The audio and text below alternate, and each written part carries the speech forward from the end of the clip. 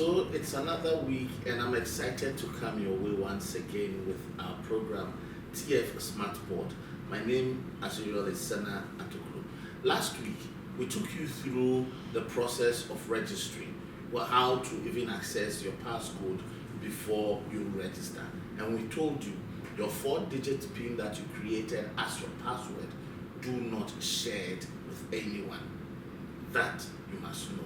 Do not share it with anyone because it serves as your password. If you lose it, if you give it out and someone accesses the platform and accesses your portal, then whatever happens to your portal, the person can do anything with it. So we keep advising that your 4-pin digit that you created, that you generated as your password or as your passcode, do not share it with anyone. That is the gateway to your portal. Today, we shall continue the conversation. We'll continue with another feature within the platform. And like we told you the last time, when you register, after registering and you log into the portal, what happens is that the system compels you to do what? Update your contact details before you can transact any other business on this platform.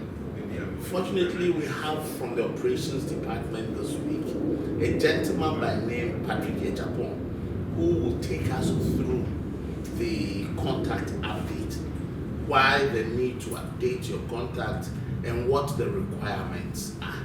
Once again, this is TF Smartpod. My name is Sana Atoklu. Patrick, you're welcome to the show. Thank you, Sana. So Patrick, let me just ask you, looking at it briefly or generally, why is it important for someone to update his or her contact details? Okay. It's a very important because the firm is gradually moving towards going paperless. What it means is that we are trying to do away with the manual application to the firm. So what the contact update will mean is that in the future, when you are able to update your contact, you are not even going to be required to fill the loan application form that you used to fill. You just sit by your computer, go through the application process without submitting any form. So the contact update is very important. Okay. Is it difficult to undertake such an exercise? I wouldn't say that it is difficult because now everybody has a smartphone anywhere. So at the comfort of your home, you can take your smartphone and then go through the contact update process. Okay. What do you require to update your contact details? Okay. Because it has been Ghana card. Of course, even when you are transacting a business controller now, you are supposed to upload or attach your Ghana card. So what you will need, or the requirements you will need to update your contact details to the fund is one, your Ghana card, a passport picture that is taken from a plain background, and then a signature which you are supposed to also take from a plain background. Okay. So now, having put together all these documents, how then do I upload them into the system? Okay. So if you have gone through the registration process on the app already, what you do is that when you log on back to the platform, you are required, you receive a pop-up that will require you to update your contacts.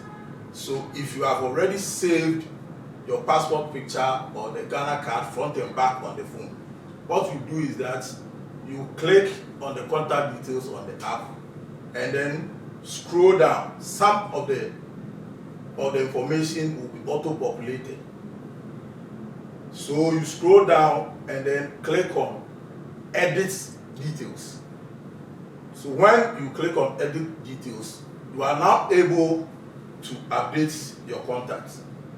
So you begin with the update of the passport picture, And then when you are through with it, you update or attach the front page of the Ghana card, and then you go ahead to also attach the back page of the Ghana card.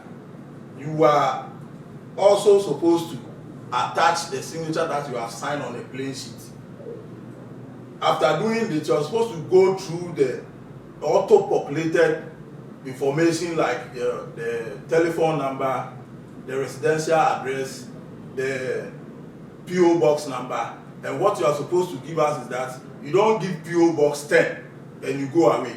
PO box 10 Akimoda or Kumasi Edum, then we will know that yes, this box number is found in this jurisdiction. So after you have gone through all this, then you click save and continue. So once you click save and continue, what happens? Then the changes that you have made is saved in the system of the fund. Okay. Now, so assuming I go through all these processes and then I submit, does that end my contact update process?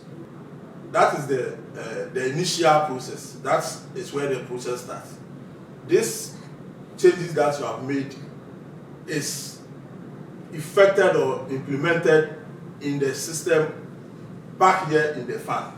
So next time when you click or when you click or you go onto the app to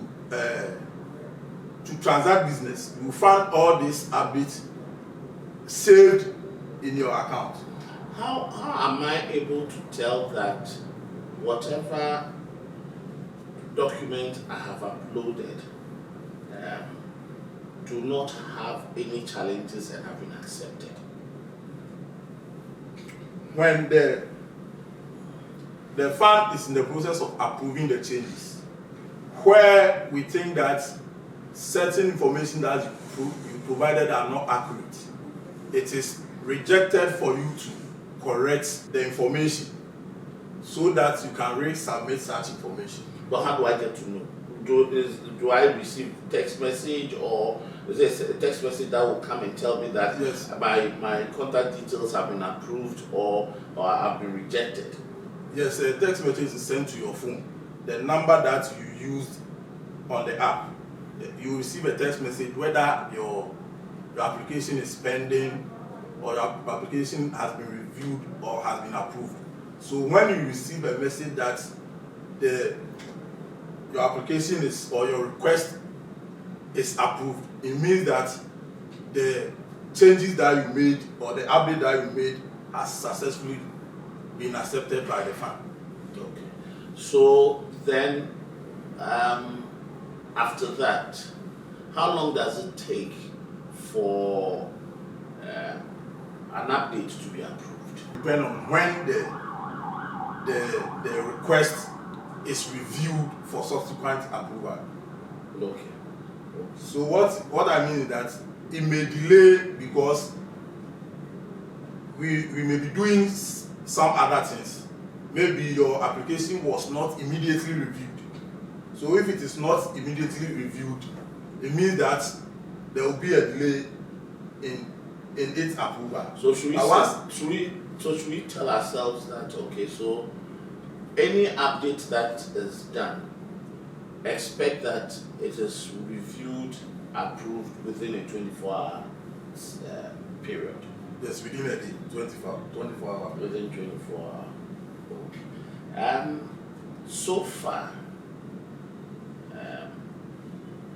do you by chance have an idea so far how many members you have onboarded already since you rolled out this digital platform? I think we have about 120,000 people. Okay. So now let me, within the domain of your department, that is operations, you generally look at member management. So having gone through the approval process, what other things can a member use the platform for, apart from loans, operations related or member management related? The contact update that we just talked about is for only members who are registered with them, who have a fan ID, who have registered for the fan ID. So if you are a member or if you're a contributor and you don't have a fan ID, you can also use the platform to request for the fan ID. Okay, so you can use that platform To request for the fan ID. How do I go about that? Okay, it is almost the same as going through the contact update. Okay. You provide the passport picture, the Ghana card, front and back, the signature, and all that. And then you check whether the auto-populated informations are correct. Okay. Like the Ghana, the post office, the box number, the residential address, the SNIT number are all correct. If those numbers are not correct, it gives you an opportunity to correct them when you are going through the fan ID request process. Afterwards, there's also an important process that you need to go through. You need to provide the fund with your beneficiaries. So the fund gives you an opportunity to nominate beneficiary.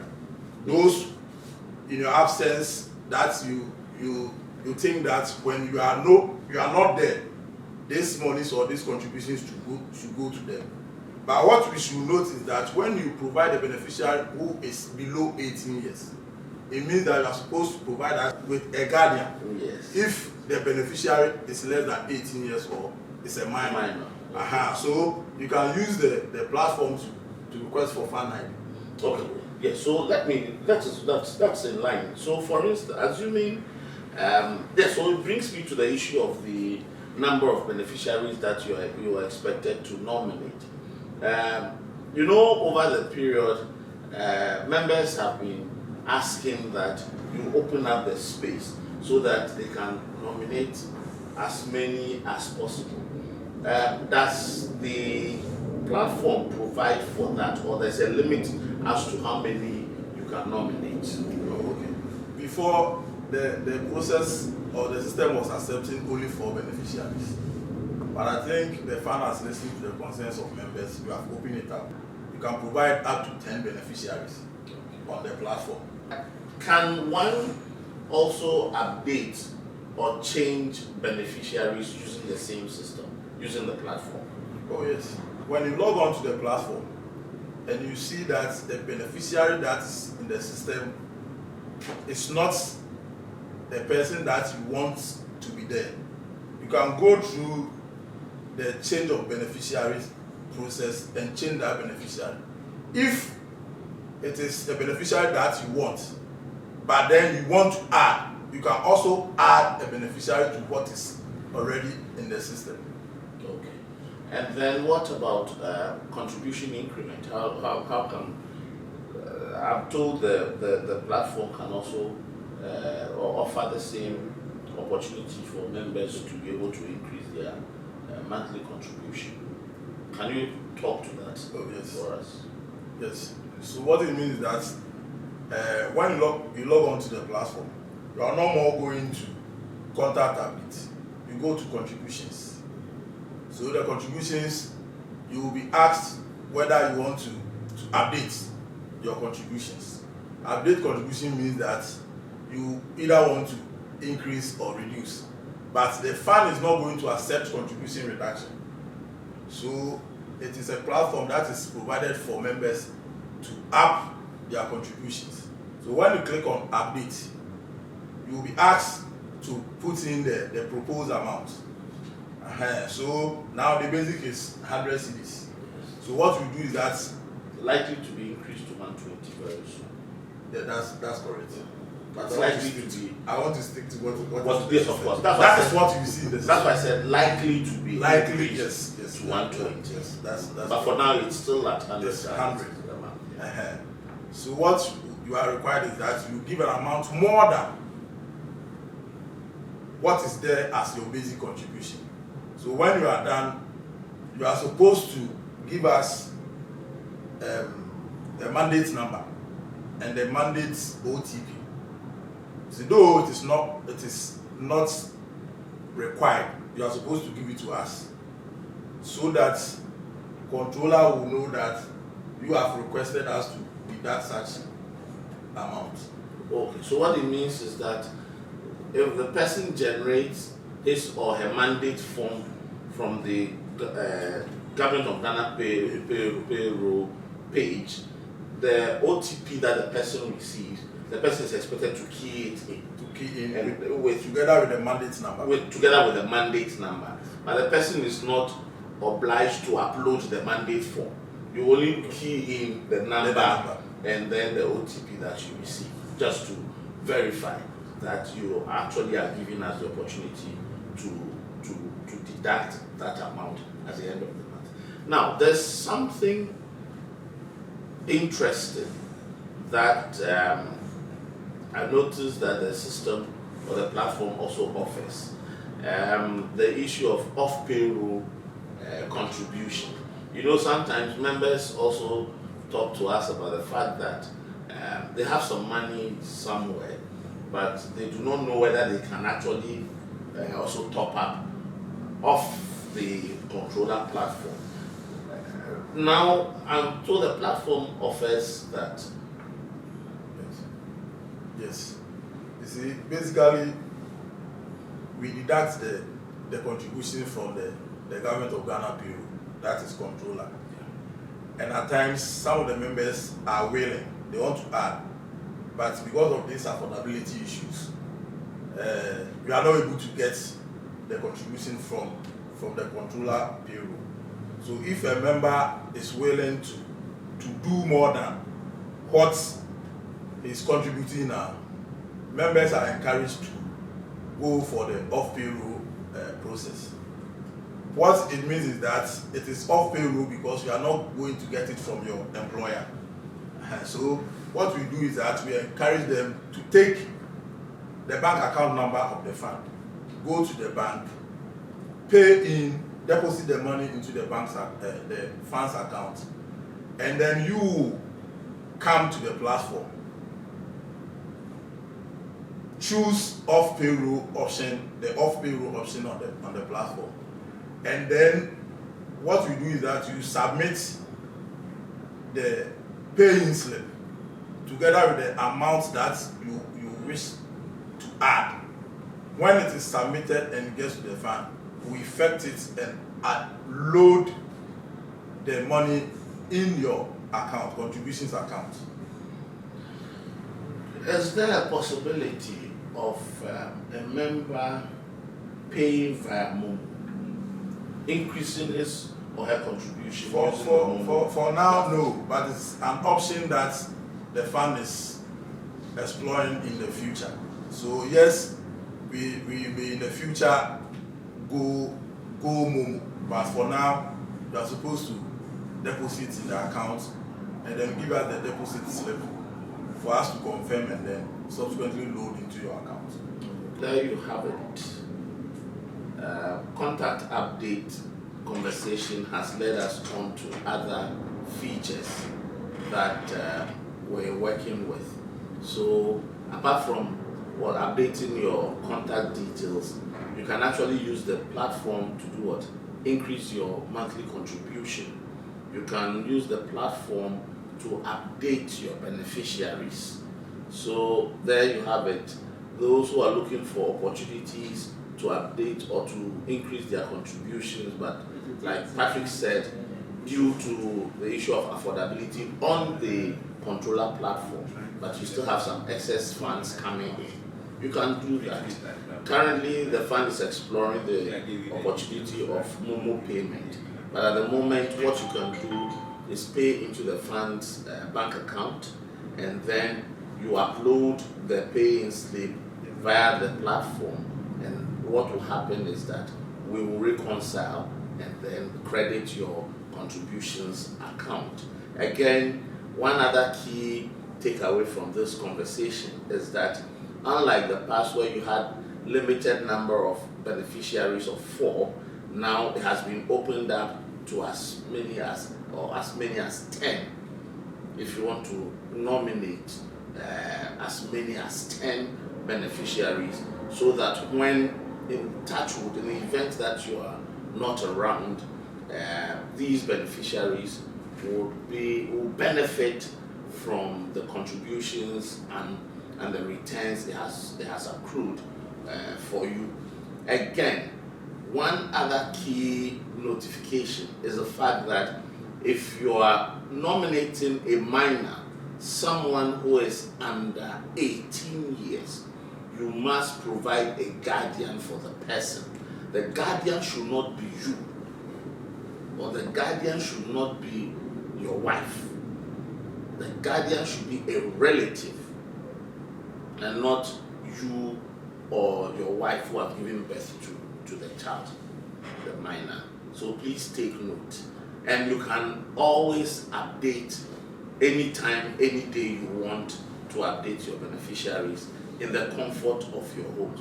You no longer need to travel all the way to a district office to go and fill a form that you want to update your beneficiaries. You no longer need to travel the long distances to your district secretary to tell your district secretary that you want to increase your contribution. Just a click on either the mobile app or access through the web portal, then you can increase your contribution. It's been wonderful coming your way once again with TF Smartpod. Make a date with us same time next week. Till then,